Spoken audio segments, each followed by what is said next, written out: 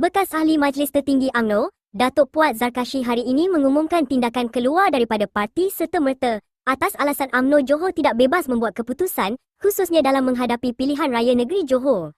Beliau yang juga bekas Speaker Dewan Undangan Negeri Johor mendakwa UMNO Johor dikawal oleh istana dalam membuat keputusan berkaitan dan tidak lebih daripada sekadar boneka semata-mata.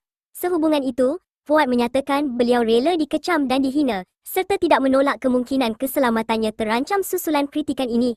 Dalam masa sama, veteran UMNO itu menegaskan, berbekalkan keberanian politik, beliau akan terus mendedahkan kemungkaran dan bertempur dalam apa jua keadaan.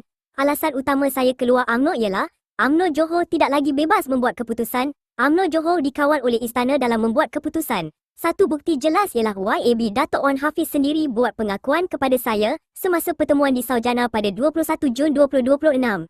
Dia maklum kepada saya bahawa pihak istana yang titah kepada beliau agar DUN Johor dibubar pada 1 Jun 2026.